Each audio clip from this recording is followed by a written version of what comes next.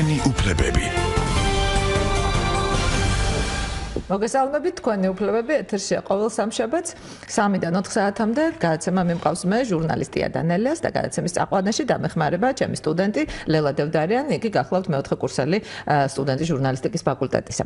ჩვენ დღევანდელი სტუმარი გახლავთ ქალბატონი ნინო ხუციშვილი, იურიდიული კლინიკა ჩემი ადვოკატის წარმომადგენელი.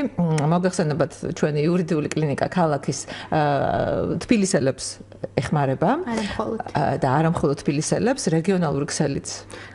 მაგრამ ყველას უწევთ იურიდიულ კონსულტაციას, ვინც მობრძანდება რაიონულ გამგეობებში, ჩვენს წარმომადგენლობებში. და მთავარი არ არის ჩაწერილები ვართ თუ არა თბილისში. ამ შემთხვევაში ამას არანაირი მნიშვნელობა არ აქვს. და არც იმას აქვს მნიშვნელობა, ჩვენ ვართ სოციალურად დაცულები თუ დაუცველები. გარკვეული ტიპის სასამართლო წარმომადგენლობებისთვის ამას აქვს მნიშვნელობა, თუმცა წერილობ დოკუმენტაციას განურჩევლად იმის არის თუ არა სოციალურად დაუცველი, ყველას ვუმზადებთ და ვეხმარებით შეძლებს დაგვარად მოსახლეობას.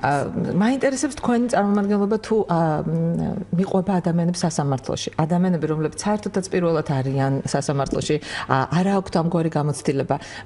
თქვენ ძალიან კვალიფიცურს არჩევებს უწევთ მათ, მაგრამ ხანდახან ჭირდებათ ხოლმე რომ იურისტი გაყვეს.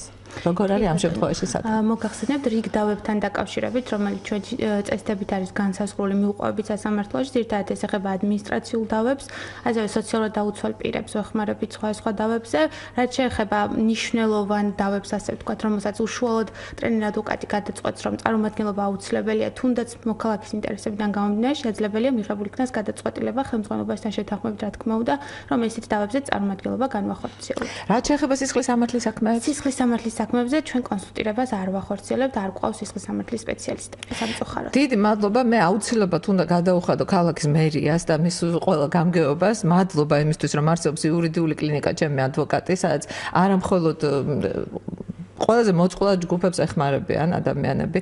ადვოკატის დაქირავება მოგეხსენებათ, რომ არის დიდი ფუფუნება ყველა ადამიანისთვის და თქვენი კონსულტაციები არის იმდენად საფუძვლიანი, იმდენად ამომწურავი, რომ ძალიან ბევრ ადამიანს უკვე მოემართა ხელი და დიდი მადლობა თქვენ ამისთვის.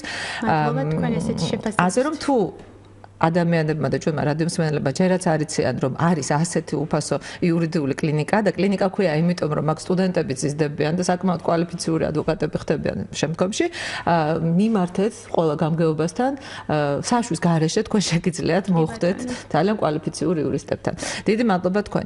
ახლა ჩვენ გადავიდეთ ჩვენი მთავარი თემა არის ბანკები, საბანკო სესხები, დავალიანებები, ჩივილი სასამართლოში, როგორ შეიძლება რომ ძალიან უსიამოვნო სიტუაციებს დავაღწიოთ თავი ისე რომ მაქსიმალურად ნაკლებად დაზარავდეს როგორც ბანკი ისე ადამიანები და მოქალაქეები, სად ცოდავენ ბანკები, სად ვცოდავთ ჩვენ როგორც გადამხდელები და არ არის ცალსახად რომ მაინდა-მაინც ერთი მხარეა ხოლმე ყოველთვის დამნაშავე და მეორე მხარე ყოველთვის მართალი, ასე არასოდეს არ ხდება.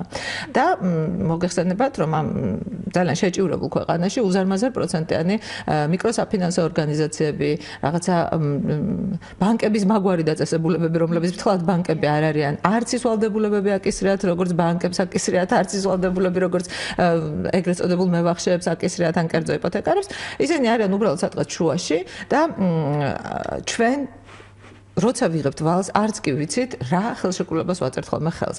მოდით დავიწყოთ ქალბატონი ნინო ყველაფერი თავიდან. როდესაც ადამიანი, რომელიც არის ძალიან დაუსაქმებელი, ამ ხელა პროცენტიან ვალს იღებს და ჩვენ ჩავთავთ თუ არა Facebook-ში, ჩავთავთ თუ არა კომპიუტერს, აბსოლუტურად გვინდა თუ არ გვინდა, ამოგვიხდება რომელიმე მიკროსაფინანსოს რაღაცა ძალიან ჟღერადი რეკლამა. აიღეთ ფულით 15 წუთში, აიღეთ ყოველგვარი შეფერხების გარეშე, გინდა თუ არ გინდა, ადამიანი ხარ და სული წაგძლევს, მით უმეტეს თუ დაუსაქმებელი ბრძანდებით და ხელფასი საერთოდ არ გაქვთ, ხო?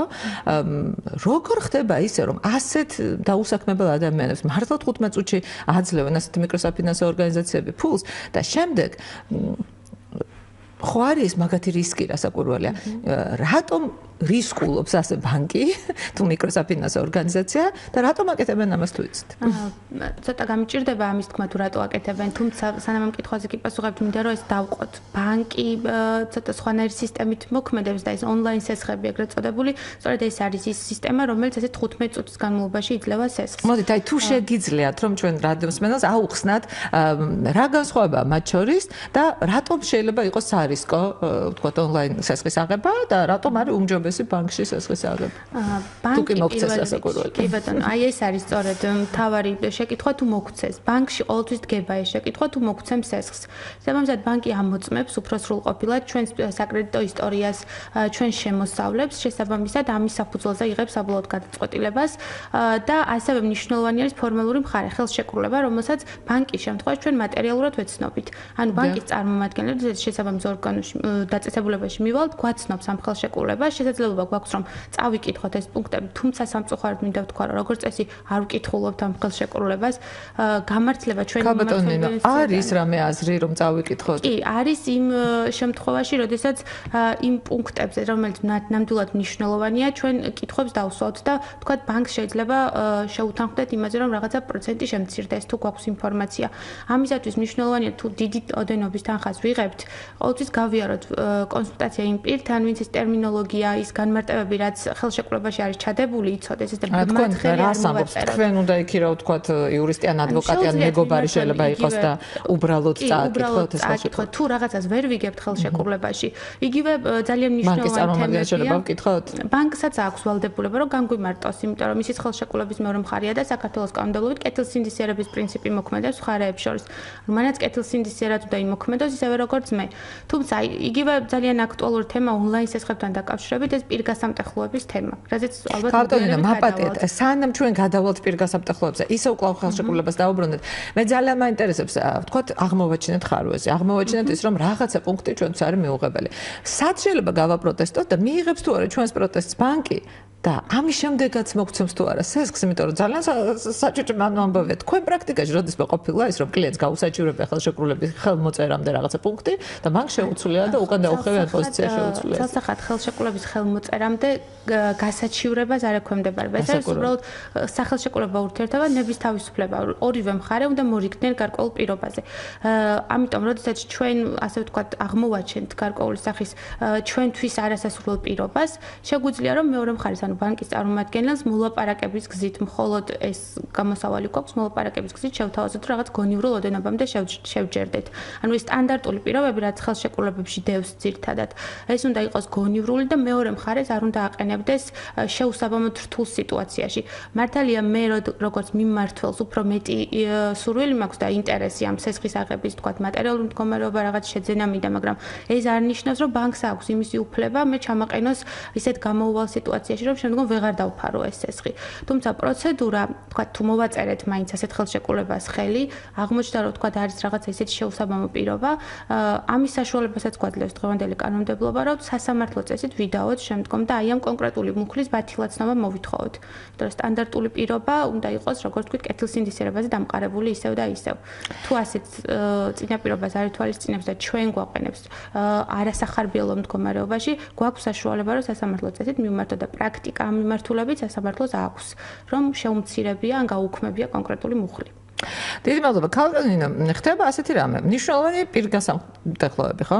ბანკშიც და კერძო კომპანიებშიც, მაპატეთ მიკროსაფინანსო ორგანიზაციებშიც, ონლაინ სესხებშიც რასაკვირველია დიდია პირგასამტეხლოები, მაგრამ განსაკუთრებით დიდია ონლაინ სესხების შემთხვევაში, იმიტომ რომ ადამიანები გაძლევენ აბსოლუტურად დაუსაბუთებელ, შენ ვერ ასაბუთებ რომ გაქვს შემოსავალი, შენ ვერ ასაბუთებ ვერაფრით რომ გაქვს ხელფასი, გადაიხდი ამ ფულს, მიუხედავად ამისა, მაინც გაძლევენ უზარმაზარი პროცენტის ფასად.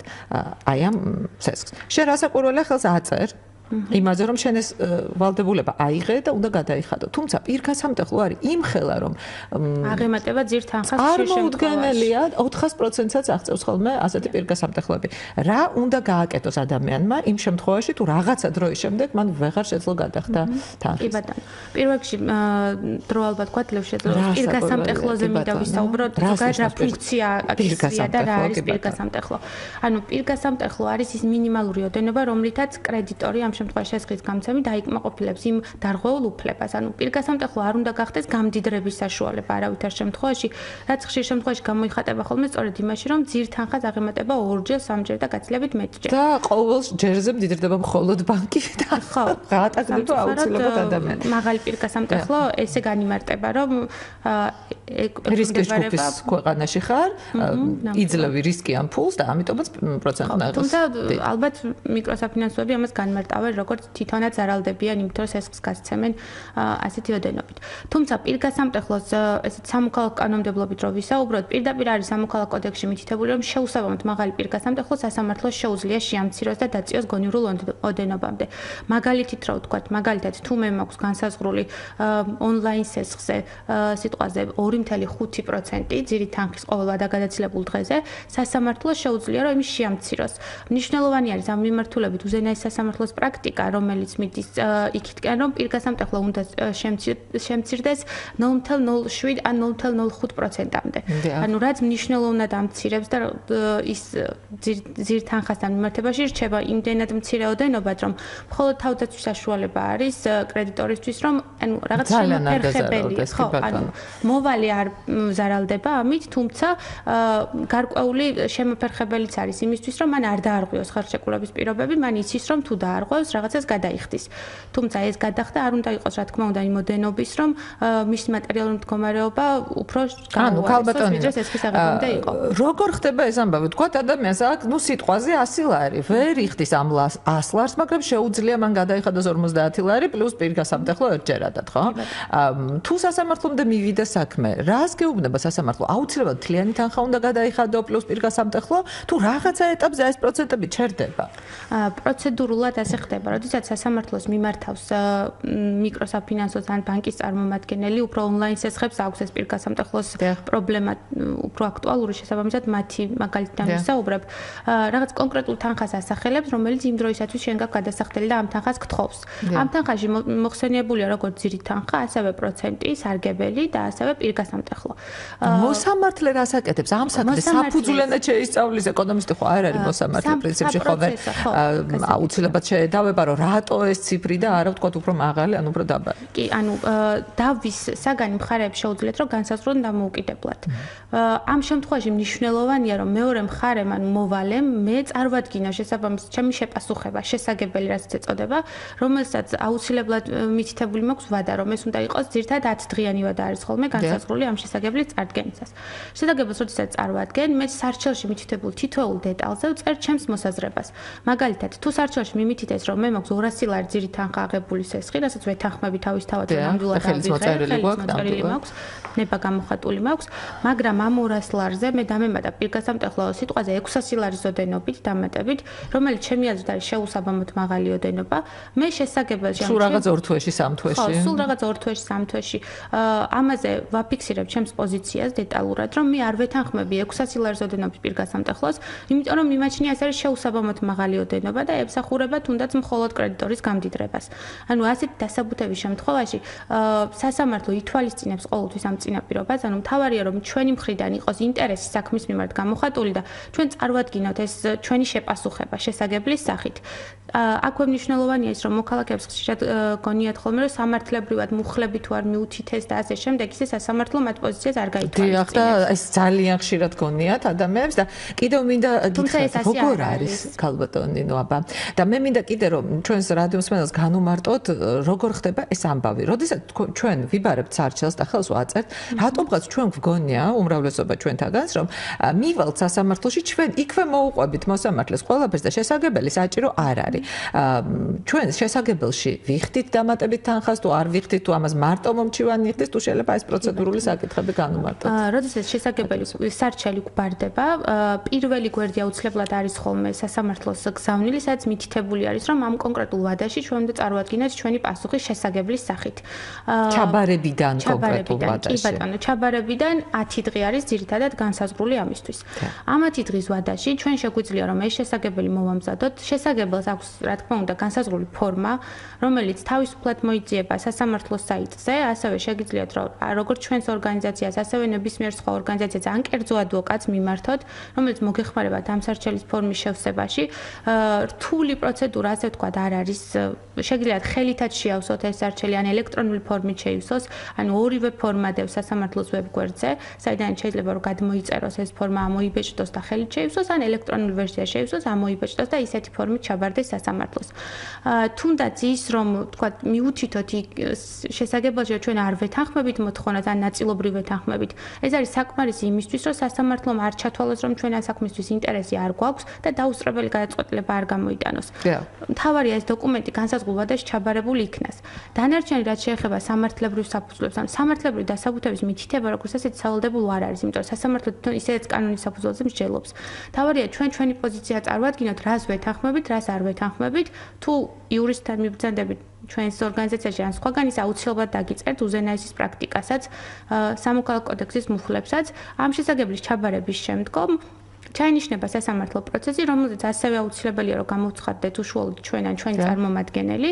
სასამართლოს ხდომა მიმდინარეობს შეჯიბრებითობის პრინციპით, შესაბამისად ჩვენს პოზიციას წარუადგენთ, რატომ არ ვეთანხმებით, მოსარჩელი თავის პოზიციას წარადგენს, რატომ მოითხოვს ამ თანხას. შესაბამისად საბოლოო ჯამში სასამართლო წყვეტს ამ დავას. ან შესაძლებელია მეორე გზაც, რაც ონლაინ სესხებთან მიმართებაში საკმაოდ ხშირად ხდება, ეს არის მორიგება. მორიგება ხდება ხოლმე უშუალოდ სასამართლო პროცესზეც ნებისმიერ ეტაპზე შეიძლება და სასამართლო ამტკიცებს მორიგების აქტს ოფიციალურ ძალას აძენს მას ამით. მხარეები შეიძლება შეთანხმდნენ ნებისმიერ პირობას, რომელიც ორივე მხარისთვის მისაღები იქნება. თუ ესეთი მორიგება ვერ მოხერხდა, მაგ შემთხვევაში სასამართლო არსებითაც მსჯელობს საკითხის გარშემო, შეამცირებს პირგასამტეხლოს, რომელიც შეუსაბამოდ მაღალი იქნება. ასევე პროცენტთან მიმართებაში არის მნიშვნელოვანი პროცენტის შემცირება ხდება იმ შემთხვევაში, თუ ის საჯარო წესრიგს ესე ვთქვათ ეწინააღმდეგება და არის შეუსაბამოდ მაღალი ოდენობა. ანუ წლიურ საპროცენტო განაკვეთს თუ აღემატება მნიშვნელოვნად, ამ შემთხვევაში შეუძლია სასამართლომ იმსჯელოს და შეამციროს დარიცხული პროცენტის ოდენობაც. შესაბამისად, ის რომ ასე ვთქვათ არ მივაფუჩეჩოთ ჩვენთან მოტანილი სარჩელი არის ძალიან მნიშვნელოვანი. ხშირ შემთხვევებში მიღებული არის დაუსწრებელი გადაწყვეტილებები. აი, უნდა შეგეკითხოთ, დაუსწრებელი გადაწყვეტილება რას ნიშნავს ეს? თუ ჩვენ არ დავესწარით სასამართლო გადაწყვეტილებას, მაშინ მოსამართლე უზომოდ გაბერილ თანხას აღარ გაითვალისწინებს, რახან შემპასუხებელი არ აყავს, იმიტომ რომ შეჯიბრებითობის პრინციპით არის და ვთქვათ, ერთი მხარე ითხოვს, მეორე მხარე არ არსებობს და რასაც ერთი მხარე ითხოვს, ყველაფერი აი იმ მხარის სასარგებლოდ წყდება, რასაც მოითხოვს ზუსტად, თუ მოსამართლეს მაინც გააჩნია კეთილინება და აი ამ უშუალებელ გაბერილ თანხას მაინც მოაჭრის, თუნდაც არ მოსულ ადამიანს სასამართლოს. როდესაც დაუსწრებელი გადაწყვეტილების წინაშე ვდგავართ, სასამართლოსთვის ამ შემთხვევაში მნიშვნელოვანი არის ის, რომ დაუსწრებელი გადაწყვეტილება მივედით იმიტომ, რომ მხარემ ამ კონკრეტული დავის მიმართ ინტერესი არ გამოიჩინა. ანუ არ მივიდა, არ შეიწუხა, ასე ვთქვათ, თავი. ამ შემთხვევაში სასამართლო შეუძლია სამართლებრივად თუ ამართლებს სარჩელს მოთხოვნები, სრულად დააკმაყოფილოს ეს მოთხოვნა. შესაბამისად, თუ ის პირგასამტეხლად შეუსაბამოდ მაღალია, სრულად ანუ სასარჩელო მოთხოვნა რაც იქნება, დააკმაყოფილდება. თუმცა ამ შემთხვევაშიც ესე ვთქვათ, იმეც არ გადაუწურავ ჩვენს მსმენელებს და ვეტყვით, დაუსწრებელი გადაწყვეტილების გაუქმებაც არის შესაძლებელი კონკრეტულ ვადაში. და როგორ არის შესაძლებელი და იმ შემთხვევაში თუ ჩვენ ვართ ცუდად ავად, არ ვიმყოფებით ქვეყანაში, ან რაღაცა კიდე ესეთი ამბავი ხდება და ჩვენ არ გვყავს ადვოკატი და არც არავინ, შეიძლება ოჯახის წევრი გამოცხადდეს ჩემი სახელი და თქვას, რომ ნუ თქვათ, სადღაც ვარ მივლინებაში, ან რაღაცა კიდე ესეთი უბედურება ამჭირის. ანუ დაუსწრებელი გადაწყვეტილება გამოდის თუ ვერ მოხდა ჩაბარება, ან ვერ გამოცხადდა პირის სასამართლოში. თუ ვერ მოხდა ჩაბარება, ამ შემთხვევაში სასამართლოს აქვს გარკვეული წესები, ანუ პოლიციას შეუძლია რომ შეატყობინოს და მის მეშვეობით ჩააბაროს, თუ ამ წესითაც ვერ მოხდა ჩაბარება, მას საჯარო შეტყობინებით ვრცელდება.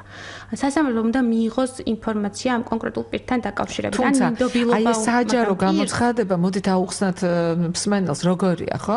რაღაცა მოძრავი სტრიქონი გადის სასამართლოს ეკრანზე, რასაკვირველია, ამას ვერ წაიკითხავს ვერანაირი ადამიანი, თუ კი ძალიან დაინტერესებული არის. თუ დაინტერესებული ხარ, იცი შენი საქმეები და იქ რატომ ეს არის უკიდურესი გზა. სასამართლო, ანუ არც ერთი მხარის ინტერესი არ უნდა შეილახოს, ხომ ასია? მიუხედავად იმისა, რომ შეიძლება ჩვენ არ ვეთანხმებოდეთ მიკროსაფინანსოებს ან ონლაინ კომპანიებს, მასაც თავის საპროცესო უფლებები აქვს და არც მისი ინტერესები არ უნდა შეილახოს. შეიძლება იმ შემთხვევაში განსაკუთრებით მნიშვნელოვანი, როცა მეორე მხარე ასე ვთქვათ ემალება მხარეს და გონიათ, რომ თუ ვთქვათ სასამართლოში არ გამოცხადდებიან, ამ შემთხვევაში მათ არაფერი არ დაეკისრებათ.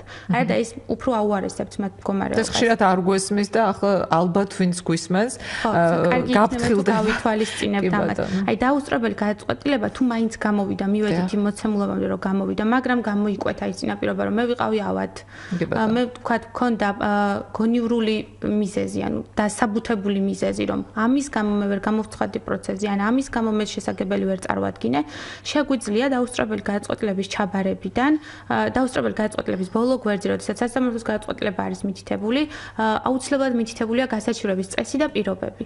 ანუ დაუსწრებელი გადაწყვეტილება საჩივრდება ჩვეულებრივად, ანუ არ ჭირდება მას არანაირი სასარჩელო ფორმა, განაცხადის ფორმატით საჩივრდება, შეგვიძლია მივუჩითოთ ამად ამ დაუსწრებელ გადაწყვეტილებას რატომ არ ვეთანხმებით, ვასაჩივრებთ და სასამართლო შემდეგ უკვე აფასებს ჩვენს მტკიცებულებებს, რომ ნამდვილად ქონდა მე ამ დავის მიმართ ინტერესი, მაგრამ ობიექტური მიზეზებიდან ან ფორს-მაჟორული გარემოებიდან გამომდინარე, მე ვერ შევძელი რომ გამოცხადებულიყავი სასამართლოს ხდომაზე.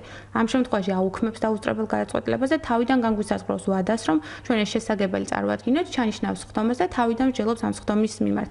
ანუ რომ დავაზუსტოთ დაუსწრებელი გადაწყვეტილების გასაუქმებლად აუცილებელია როგორც საპატიო მიზეზის არსებობა, ასევე საქმის მიმართ იურიდიული ინტერესი უნდა კონდეს მხარეს.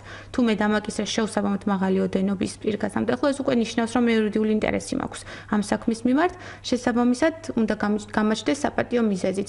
უბრალოდ რომ მე შესაძლებელი მივიღე, მაგრამ მას კუთხეში დავდე, არ მივედი და შემდეგ განვაცხადებ, რომ მე ჩემს სასარგებლოდ დაუსწრებელ საწინააღმდეგოდ დაუსწრებელი გადაწყვეტილება გამოვიდა და გავმიუქმედ, ესე არავინ არ გააუქმებს, რა თქმა უნდა.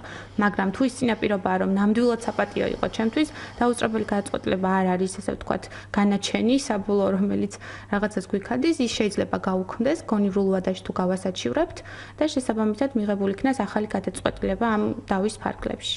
დიდი მადლობა, ქალბატონო ნინო, თქვენ ბრძანეთ, რომ შეიძლებაო მორიგება პირდაპირ დარბაზში შედგეს და მოსამართლე ესწრებოდეს ამას და შემდეგ, მოსამართლე რასაც იტყვის, აუცილებლად შევა ძალაში, მაგრამ შეიძლება თუ არა დაამტკიცებს კი ბატონო, მაგრამ შეიძლება თუ არა ასე უბრალოდ ნოტარიუსთანაც მივიდეთ და დავამტკიცოთ, ან მომრიგებელ მაპატეთ საარბიტრაჟო სასამართლოში შეიძლება თუ არა რომ აი საქმეები განიხილოს. შეიძლება შედგეს მხარეებს შორის ჩვეულებრივ ან ხელშეკრულების სახით მიეცეს ამას, ანუ ხდება ხოლმე რომ ახალი ხელშეკრულება იდება მხარეებს შორის, ახალი წესებით, ესეც გარკვეულწილად მორიგებაა, ხო?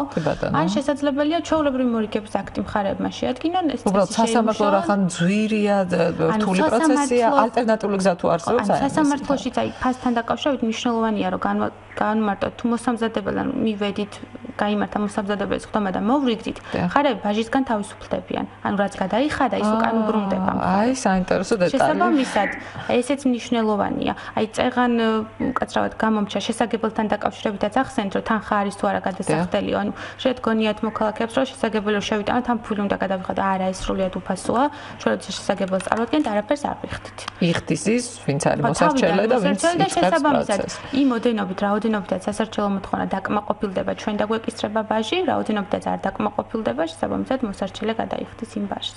დიდი მადლობა, გთხოვთ ყურსასმენები მოიმარჯოთ, ზარი გვაქვს ეთერში, გისმენთ ეთერში ბრძანდებით. ალო. გამარჯობათ. გამარჯობათ. ჩვენ ასეთი შეკითხვა გვაქვს. დიახ. ესე იგი, ევიღეთ $2000 ვალად მანქანისთვის. დიახ. ხო და მე ეს მანქანა პატრონმა ფულით წეიღო, მანქანაც წეიყვანდა და ეგარქა, ვეღარ ვნახეთ. ანუ ბატონო, ხვის სასარგებლოდ აიღეთ თქვენს ეს ხი, ანუ თქვენ არა, ეთყობა არ გადმოუფორმებიათ მანქანა, იყიდეს. მანქანა ჩვენ კი გადმოგვიფორმეს, მაგრამ აბა როგორ დაკარგეთ მანქანა ბატონო? წეიყვანა პატრონმა და ეგარქა, აღარც თვითონ ჩვენს აღარც მანქანა. როგორ თქვენ სახელზე იყო მანქანა და მე ადამიანი გეთხოვათ ძველი პატრონი მანქანას და წაიყვანა და წავიდა? თუ როგორ იყო? ხო. დიახ. ან მანქანა დღემდე თქვენ საკუთრებაში რიცხება მომსახურების აგენტებში? კი, რიცხება, ოღონდ აღარც მანქანა ყავს ჩვენ და ვალი დაგვრჩა ბანკში. და ეს ჩემი შვილია ეს ბიჭი. ხო და ამის სახელზე არც უძრავი ქონება, არც მოძრავი ქონება. აი მანქანის გარდა ალბათ. ამ მანქანის გარდა. მე თუ მომთხოვენ, ჩემი შვილია, ჩემთან წერია ოჯახში, მე თუ აქვთ უფლება, რომ მე მომთხოვონ ეს ვალი. ან ბატონო, რომ დავაზუსტოთ, ხომ, ხელშეკრულება დაიდო თქვენს შვილსა და ბანკს შორის. თქვენ ხელშეკრულებაში არ ფიგურირებთ. არანაირად. და ეს მე მითხრეს, რომ ვინა მაქვს და ვინას გაგაყიდინებთო მითხრე. ხო, თქვენ სახელზეა და არა თქვენი შვილისა. ჩემს სახელზეა, რა თქმა უნდა. განგიმართ. დიდი მადლობა, მაგრამ მე ვფიქრობ ბატონო, რომ თქვენ აუცილებლად უნდა უჩივლოთ ძველ პატრონს პროკურატურაში და ძებნაზე დასვან, როგორც მანქანა, ისე ეს ადამიანი, რომ თქვენი კუთვნილი მანქანა დაიბრუნოთ. პოლიციაში მივიდა ჩემი ბიჭი და განაცხადა და ძებნაშია ეს მანქანაც და პატრონიც მაგრამ არ ინახა და ამ ფულს თხოვენ ჩემ შვილს და თუ შეიძლება რომ ამ ფულის გამო ბაღანა ციხეში ჩასვან ან რამენაირად რა უნდა უქნან რომ ვერ გედაიხადოს მაგალითად კი ბატონო გეტყვით ბატონო უბრალოდ მადლობა შეკითხვისთვის რა სასამართლო რას მიუშჩის ახლა ამ ბავშვს ვერ გედაიხდის ვერანაირად მე არ მუშაობს არსად არაფერი არ გააჩნია და ჩემს კმაყოფაზეა მე და ჩემი ცოლი პენსიონერები ვართ და მანქანა სამუშაოდ უნდა და ალბათ სამუშაოდ კი არ უნდა და მანქანა გავყიდო უნდა და დიმინდეკ თავდებათ რომ მე არ მომცემენ შენ მოგცემენ და შენ თქვენ თავდები ხართ ამ ხელშეკრულებაში მე არაფერი არც ვიცოდი ჩემი შვილია თავდები კი ბატონო განაცვალე კაი გავიგეთ ეხლა უნდა პასუხი ბატონ შეწუხებული არასაკურველია კი ბატონო საკმაოდ ხშირია ესეთი მომართვიანობა ჩვენთან. პირველ რიგში ბატონს აუხსნი იმას, რომ სესხთან დაკავშირებით საბჭოთა პრაქტიკა, რომ სესხთან დაკავშირებით ციხე იყო და იჭერდნენ, ეს აღარ არის ასე და ნამდვილად ციხე არ ემუქრება მის შვილს.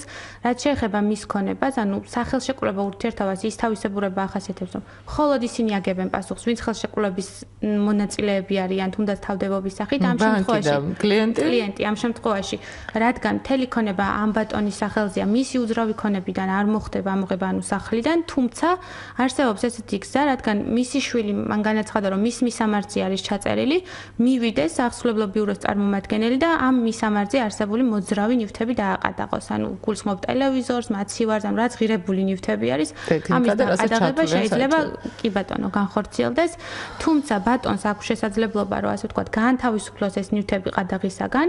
უბრალოდ აქ არსებობს სასამართლოსთვის მიმართვის პროცედურა, სასამართლოს სწორედ ამ მოთხოვნით უნდა მიმართოთ ნივთების ყადაღისგან განთავისუფლების მოთხოვნით და ბატონმა უნდა დაადასტუროს, რომ ეს კონკრეტული ნივთები არის მისი საკუთრება, არის მისი შეძენილი და არა მისი შვილის. შესაბამისად, მისი შვილის ვალდებულებებისათვის მისი ქონებიდან არ უნდა მოხდეს გადახდებინება.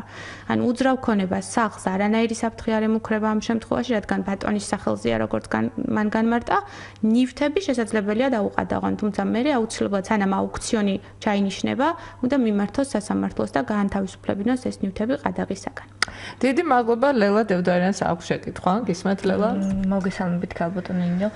მე დაუბრუნდები ისევ სწრაფს ესხებს. ანუ აიღო ადამიანმა გარკვეული რაოდენობა ამ სესხის, ვერ გადაიხადა, დაუკავშირდნენ სასამართლო პროცესი დაუნიშნეს, მაგრამ არ გამოცხადდა. მხოლოდ მომჩივანე მხარია და გადაწყდა ყველაფერი მომჩივანე მხარის სასარგებლოდ. ანუ ამ ადამიანს, ვინც არის მოვალე, დააკისრეს დიდი რაოდენობის გადასახდელი თანხა.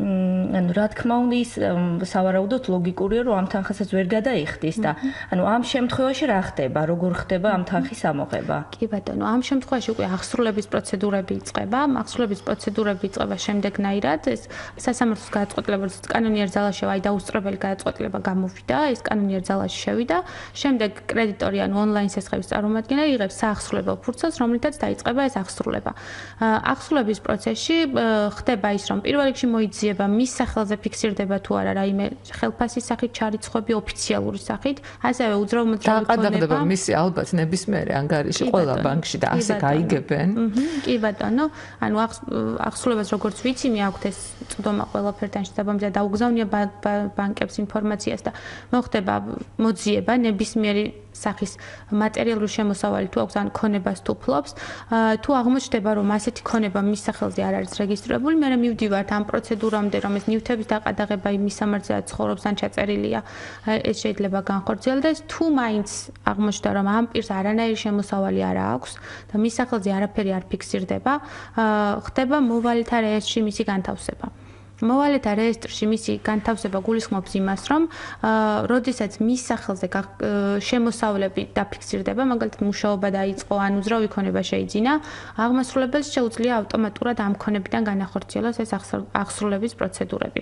ეს აღსრულება გრძელდება 10 წლის განმავლობაში, ზოგადი ვადა ესეთი არის. კი ბატონო, ძალიან საინტერესოა, ვთქვათ, ადამიანს არის ვალა უვალი მევალე, მის სახელზე მართლა არაფერი არ ფიქსირდება და ბანკისგან ბანკის ვალი აქვს. ბანკმა მოიძია, არ მუშაობს, ქონება არ აქვს. თქვათ, ხშირ შემთხვევაში ბანკი არ მიდის ხოლმე მათ მისამართზე თუ ძალიან დიდი არ არის ვალი, იმიტომ რომ რაღაცა პატარა ნივთების რაღაცა გაყიდვით, თქვათ, 10,000-ობით ვალი არ დაიფარება, ხო ცხადია. 1000 ლარი ღონისძიებაა ხოლმე როგორც წესი. კი ბატონო, 200 ლარით რასაკვირველია, ეხლა ეს ღონისძიებები ბანკისთვის არ არის ხელსაყრელი, იმიტომ რომ იქ აღსრულებაში კიდევ ამისთვის თანხა უნდა გადაიხადო და რაღაცა თანხებს უკავშირდება, ხო? მაინტერესებს რამდენი ხანი შეიძლება აი ეს ადამიანი იყოს ეგრეთ წოდებულ შავსიაში, რომლებიც ბანკებს აქვთ თავიანთთვის შედგენილი და ეს იმას ნიშნავს, რომ ის კარგა ხანი მოქმედებს და აი რა ვადა შეიძლება რომ იყოს ამისთვის. კი ბატონო, ესეც შავი სიები არის ასე ვთქვათ ბანკის შიდა დოკუმენტი, რომელსაც თვითონ ბანკი ადგენს და შესაბამისად ეს კონკრეტული ვადას თვითონვე განსაზღვრავს კონკრეტული კლიენტის მიმართ, რომელიც თუმცა პერსონალური მონაცემების დაცვიდან გამომდინარე შეიძლება თუ არა კლიენტმა თვითონ გაიგოს რა ვადით არის გაშავებული თუ არ შეიძლება. კლიენტმა როდესაც მიმართავს, ამას აუცილებლად ეუბნებია, რომ თქვენ ხართ შავ სიაში, ანუ არ გაძლევთ ამის გამო. ეს შავი სია ფორმალური სახეა. ისე ითვლება, რომ ცუდი საკრედიტო ისტორიის მქონე პირია. შესაბამისად, როდემდე ანუ ამას თვითონ ბანკი წყვეტს. შეიძლება ეს იყოს მინიმალური ვადა ან მაქსიმალური ვადა. ანუ ეს არის დამოკიდებული იმაზე, თვითონ რამდენჯერ ვთქვათ, ვადა გადაცილებული სესხი ქონდა, ვთქვათ, რამდენჯერ usargebliya online სესხებით და რამდენჯერ არ გადაუხდი. ანუ ეს ყველაფერი ბანკს იმის მიმანიშნებელია, რომ ეს იქნება ცუდი გადამხდელი. კი ბატონო. ანუ შეიძლება ესეთი გასაკვირიც იყოს, მაგრამ ესეთი ხელფასის მქონე პიროვნებაც აღმოჩნდეს ამ შავ სიაში, ასე ვთქვათ. იქიდან გამომდინარე, რომ მას ქონდეს ცუდი გადახდის ისტორია, ცუდად იხდის ის ამ თანხაზე, ბანკს მიაჩნია, რომ ამ კონკრეტულ პირზე თანხის გაცემა მისთვის სარისკოა, რომ ვეღარ დაიბრუნებს, შემდეგ ან რთულად დაიბრუნებს. შესაბამისად, მას ურჩევნია ბანკს, კომერციული ორგანიზაცია თავის თანხები მიუთითოს იმ პირისაგან, რომლისგანაც მარტივად ამოიღებს ან მარტივად მიიღებს ჩვეულებრივი გადახდების გზით. აი 3 წლიანი ვადა რა არის, ალბათონ ნინო, თქვა. 3 წლიანი ვადა. თუ ვერ იხდი 3 წელი. ამის შემდეგ რა ხდება და როგორ შეიძლება ადამიანმა თქვა რაღაცისგან თავი დაეწოს? არ შეიძლება მარადიული ვალი კონდეს ადამიანს ბანკის. 3 წლიან ვადაში გულისხმობთ თქვენ როგორც მივხვდი ხანდაზმულობის ზოგად ვადას, რომელიც არსებობს ქართული კანონმდებლობით. კი ბატონო, ეს არის ხანდაზმულობის ვადა, არის სახელშეკრულება ურთიერთობებისთვის განსაზღვრული 3 წელი, რაც გულისხმობს იმას, რომ მოთხოვნის უფლება, როდესაც წარმოეშვა პირს, ანუ კრედიტორს, რომელსაც აღარ გადაუხადეს, უკვე მისთვის ცნობილი იყო, რომ გადახდა აღარ ხონციელდებოდა და მოთხოვნის უფლება წარმოეშვა, თუ მან 3 წლის განმავლობაში არ მომთხოვა არაფერი, შემდეგ მე მოვალეს უფლება მაქვს, რომ აღარ გადავიხადო და ვთქვა, რომ ეს ვალი არის ხანდაზმული. კი ბატონო, შეიძლება გთხოვს, ბატონო ჩემო, თუმცა შენ ვერ იხდი. ხედებას არ ახორციელებ, ანუ შენ თუ არაფერი არ ჩაგირიცხავს, ანუ აღიარება არ უნდა მოხდეს ამ ვალის, ასე ქვია სამართლებრივად. აღიარება შეიძლება მოხდეს როგორც წერილობით, ასევე ფაქტობრივი გადახდით. მაგალითად, მე შეიძლება ანუ ხელი არაფერზე მოგვიწერია და არაფერზე არ მომიწერია და თანხა არ ჩამირიცხავს. კი ბატონო. მაგალითად, მე თუ მაქვს ვალი და ვიხდი 10 ლარს, 5 ლარს ყოველთვიურად, შეიძლება იყოს ვალი 20,000 ლარი, მაგრამ ეს 5 ლარი ჩემთვის არის აღიარება. კი ბატონო, რომ მაქვს. თუ მაქვს, ანუ მე თუ რაღაცას ვიხდი, ესე იგი გიღიარებ კიდევაც. შესაბამისად, თუ მე ასეთი ქმედება არ განმიხორციელებია, არ მიღიარებია ვარი არც წერილობით, არც ჩამირიცხავს და 3 წელი ისე გავიდა, რომ კრედიტორსაც არ მოუთხოვია ასეთი დავალიანების გადაგდებინება, შესაბამისად, მე შემიძლია ვთქვა, რომ ეს დავალიანება არის ხანდაზმული და მისი გადახდა აღარ მევალება. ნაბატე, სად უნდა ვთქვათ ეს იურიდიულად? კი ბატონო, სად უნდა ვთქვათ, ორი გზა შეგვიძლია ამისთვის გამოვიყენოთ. ერთი გზა არის, რომ მივმართოთ სასამართლოს ჩვენ, ვიყოთ მოსარჩელეები თავად ჩვენ და სასამართლოს ვთხოვოთ, რომ ეს კონკრეტული ვალი აღიაროს ხანდაზმულ დავალიანებად, აქაც მოპასუხე გვეყოლება კონკრეტული ბანკის წარმომადგენელი, ან მეორე გზა არის დაველოდოთ, როდესაც ბანკი მიმართავს სასამართლოს და სასამართლო პროცესზე განვაცხადოთ, ჩვენ ამ ვალს არ ვაღიარებთ, იმიტომ რომ ბოლო გადახდა მქონდა 3 წლის წინ და შესაბამისად მიმაჩნია, რომ ხანდაზმული დავალიანება. შედეგი სამართლებრივად ორივე ერთ და იგივე დაგვიდგება ამ შემთხვევაში. ამ ვალის გადახდა აღარ მოგვიწევს. ეს ეხება სახელშეკრულება ურთიერთობებს, სესხთან დაკავშირებითაც ეს წესი ვრცელდება თალცახად. ოღონდ არა იმ ვალს, რომელიც თქვა 10 წელი უნდა 10 წლის განმავლობაში შეიძლება. თუ სასამართლოს გადაწყვეტილება უკვე არსებობს, მაშინ ხანდაზმულობის ვადა აღარ მოქმედებს. ანუ სასამართლოსთვის მიმართვამდე უნდა არსებობდეს. თუ მაგალითად 2 წელიწადში და 9 თვეში ან 11 თვეში მიმართა ბანკმა, სასამართლოს გადაწყვეტილება იქნა გაღებული, ეს 3 წლიანი ვადა უნდა დავივიწყოთ, ასე ვთქვათ. ბატონო, თუ სასამართლო გადაწყვეტილება არ არსებობს, თუ არსებობს სასამართლო გადაწყვეტილება, რომ შენ ნამდვილად უნდა გადაიხადო, თქვა ამდენი ვალი. ხო, ამ შემთხვევაში მოქმედებს აღსრულების ზოგადი 10 წლიანი ხანდაზმულობა. 10 წლის განმავლობაში თუ არ გადაიხადა ეს ფული, 10 წლის შემდეგ ვერ გადაიხადე. იშლება რომ უნდა შეწყდეს აღსრულების პროცესი. კი ბატონო და ადამიანმა მუდმივად არ უნდა იკანკალონ ამის გამო მთელი ცხოვრება რაღაცა შიშით. მადლობთ. ორი ზარი გვაქვს ეთერში მოусმინოთ. გისმენთ ეთერში ბრძანდებით. გისმენთ ეთერში ბრძანდებით. გამარჯობათ, მოგესალმებით. საერთოდ უკეთესი რო არა ვიყოთ ვარები. რა საყურველია? გენაცვალე ძალიან ოპტიმისტი ალბათობით ბრძანდებით, მოგესალმებით. არა, ნუ მე ხედავ ძალიან შორსა ვარ აქედან, მეთქო დამიფაროს, იმიტომ რომ განსაკუთრებით ონლაინ შესხები ეს არის კატასტროფა. მე დამიფაროს. არა, იცით რატო ჩემი მეგობარს აქ და იცით არის მე წაღა მოგისმინეთ, კარგად ვერ გავიგეღო და თქვათ მაგალითად ჩემი მეგობარი არის ჩემთან ჩაწერილი, ჩემთან. და აქ ქვეყანა ისინი, რა ვიცი, ვალები აქვს, მე მგონი 7 თუ 8 ბანკის და მე უნდა გამიყიდო ქონება თუ ვერ მიხდისა ჩემთან ჩაწერილი. ჩაწერილი როგორ ჩემთან კი ბატონო, მისამართი იურიდიული არის თქვენი სახელი. ხო, იურიდიული ჩემთან, მაგრამ მე რა უნდა გამიყიდო, მე ხა ჩემი ქონება იმან უნდა დაფაროს, მე რა შვაში ვარ, ხო სწორია? ხო და ეს მაინტერესებს ახლა რას ნიშნავს, რომ ხა თქვა ჩემი მეგობარი ჩაწერილია ჩემთან და ის ქონება მას არ აქვს არაფერი აბსოლუტურად, მარტო ჩემთანაა, უბრალოდ ისე ჩავწერე, საჭიროება მოითხოვ და ჩავწერე ჩემთან და იმას აქ ქვეყანაველები ხა მომადგებიან მე რაზე უნდა მომადგენ მე რა შვაში ვარ აბსოლუტურად არანაირი პირიქით არცაც არ მაქვს არცეთი ვარ მადლობა კითხვისთვის და მეორე მსმენელსაც მოусმენთ გისმენთ კარგით შემოგვერდება მოგვიანებით უპასუხოთ ალბათოს ძალიან შეშფოთდა და მართლაც არასამართლიანი არასაკურველი ხო მინდა რომ სწორად გაიგონ ჩვენ მოსმენელებმა ეს ნიშნავს რომ მოვა აღსრულების ბიურო თუ გადაწყვეტს რომ ეს არის უკიდურესი ღონისძიება და მოძრავ ნივთებს დააყადაღებს ამ მისამართზე. ხო, შემთხვევაში თუ სასამართლო გადაწყვეტილება ექნა აღსრულების ეროვნულ ბიუროს ხელში. სასამართლოს გადაწყვეტილება. ან თუ მეორე შემთხვევა არის ნოტარიუსის აღსრულება ფურცელი არსებობს. ეს უბრალოდ ხელშეკრულებაში უნდა იყოს ჩადებული რომ აღსრულება შეიძლება ნოტარიუსის აღსრულება ფურცლით დაიწყოს. ორივე შემთხვევაში გვაქვს ის მოცემულობა რომ არსებობს აღსრულების ფურცელი რომელიც არის ამ პროცედურების დაწყების საფუძველი. ამ შემთხვევაში თუ ვერანაირი შემოსავალი ვერ იქნა მოძიებული, საბოლოო ეტაპი არის ამ მისამართზე მისვლა და ნივთების დაყადაღება. თუმცა ეს არ ნიშნავს თავისთავად რომ ეს ნივთები აუცილებლად უნდა გაიყიდოს. გაბატონინო, დაყადაღება რას ნიშნავს? მოვა აღსრულება, თუ თქვა ჩემს 10 ვარს ან სარიცხ მანქანას წაიღებს ჩემი სახლიდან. წაღება არ მოხდება, სანამ აუქციონია ჩატარდება. უბრალოდ აღწერა დაყადაღების აქტი ქვია ამას რაც შედგება. მოვლენ და დააფიქსირებენ რომ ამ მისამართზე არის მაგალითად ტელევიზორი ამა და ამ ბრენდის, ამა და ამ წლის გამოშვების მათი ვარ სარიცხის მანქანა ასე შემდეგ. ეს ყველაფერი უკვე ექცევა აღსრულების ბიუროს ყადაღის ქვეშ, ანუ აღწერა დაყადაღების აქტით, რაც იმას ნიშნავს, რომ მე ამ ნივთების განკარგვა აღარ შემიძლია და უნდა დაველოდო აღსრულების პროცედურებს. თუ გავმკარგე ეს ნივთები ან დავმალე ან გავყიდე ან სხვაგან გადავიტან, ეს სისხლის სამართლის დანაშაულია. თუმცა ესეთი მოცემულობის წინ არ უდგებით ხოლმე როგორც წესი მოქალაქეები მიმართავენ სასამართლოს.